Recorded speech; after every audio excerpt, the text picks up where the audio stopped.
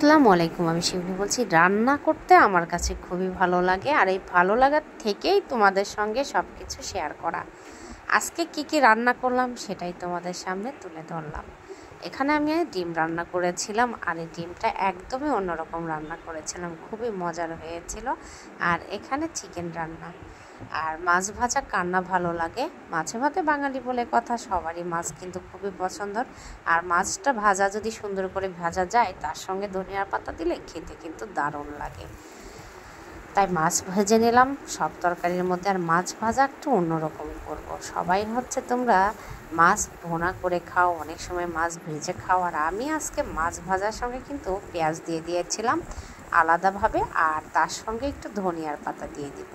খুবই মজা হয় এটা। আস্তে আস্তে কিন্তু ভেজে নিলে পেঁয়াজটা খুবই টেস্ট হয়। কালারটা দেখেই বুঝতে পারছো রান্নাটা সত্যিই অনেক মজার হয়েছিল। হ্যাঁ, সত্যি অনেক ভালো লাগছিল।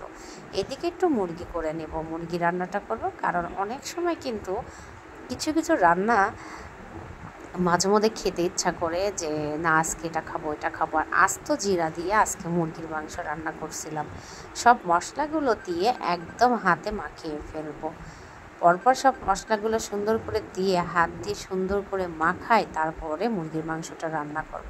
আমরা তো বেশিরভাগ মশলা কষাই তারপরে রান্না করি। আজকে একটু হাতে মাখায় রান্না করে দেখি তো কেমন স্বাদ হয়। সত্যি হাতে মাখায় রান্না করছিলাম, আমার কাছে খুবই ভালো লাগছিল। আর ডিমের কালারটা দেখেও তো খুবই মাশাআল্লাহ ভালো লাগছিল। আর এদিকে হচ্ছে করলা দিয়ে চিংড়ি মাছ রান্না করা হবে। করলা চিংড়ি মাছ কিন্তু খেতে ভালোই লাগে। আর এদিকে মুরগি মাখানো তো আমার এখনও কমপ্লিট হয়নি, ভালো করে মাখাচ্ছি, আবার করছি। তারপরে চুলাতে দিয়ে দিলাম, চুলাতে দিয়ে দুটো স্লাইস করা টমেটো ছিল সেটাও দিয়ে দিলাম। টমেটো দিলে পরে কালারটা সুন্দর হবে। আজকের মুরগির মাংস মনে হচ্ছে হলুদটা বেশি হয়ে গেছে, মোটেও না। শুকনো মরিচের কালারটা কেন যেন আসছে না, তারপরও অনেক স্বাদ হয়েছিল। কালার না হলেও চলবে। আর আমি কিন্তু ডিম এভাবে রান্না করি, এভাবে ডিম রান্না করলে খুবই ভালো লাগে, বেশিরভাগটা অনেক মজা লাগে। মশলাগুলো সুন্দর করে কষিয়ে নিয়েছিলাম, নেওয়ার পরে ডিমটা দিয়ে দিয়েছিলাম। একটু ডিমগুলো থাকবে না, একদম ফুরাই যাবে। খুবই মজা লাগে এই ডিমটা খেতে। তোমরা এভাবে ট্রাই করে দেখো, এর পুরোপুরি রেসিপি আমি অবশ্যই তোমাদের দেব। যা হোক, এদিকে আমি আবার করলা রান্না করব চিংড়ি মাছ দিয়ে। কারণ গরম পড়তেছে, গরমের সিজন একটু তিতা খাওয়া ভালো, এই জন্য ভাবলাম সবসময় তো করলা ভাজি খাই, আজকে করলাটা একদম এইভাবে রান্না করব। আর করলা রান্না করব তার সঙ্গে চিংড়ি মাছ না দিলে তো হবেই না।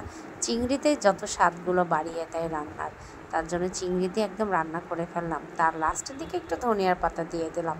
ধনিয়ার পাতা তো আমার না হলে আবার চলেই না। যাই হোক, সব মিলিয়ে রান্নার কালারটা কেমন হলো অবশ্যই বলবা। আর যদি ভিডিওটা ভালো লাগে অবশ্যই লাইক কমেন্ট শেয়ার দিয়ে পাশে থাকবা। আর এত সুন্দর সুন্দর রান্না করে তোমাদের না দেখালে আমার একটু ভালো লাগে না। যে আমি যা রান্না করি সব বাঙালি রান্না, আমরা যা খাই ঠিক সেটাই রান্না করি। আমি কিন্তু এক্সট্রা করে স্পেশাল করে তোমাদের দেখানোর জন্য অন্য কিছুই রান্না করি না। আমি আমার ঘরে যা খাই সেটাই তোমাদের সামনে তুলে ধরি। তোমাদের সঙ্গে অনেক গল্প করে ফেললাম, আর এখন তোমাদের পালা। একটু লাইক কমেন্ট শেয়ার করে আমার পাশে থাকবা তোমরা। আজকের মতো এখানে বিদায় নিচ্ছি। সবাই ভালো থাকবা, সুস্থ থাকবা। আল্লাহ হাফেজ।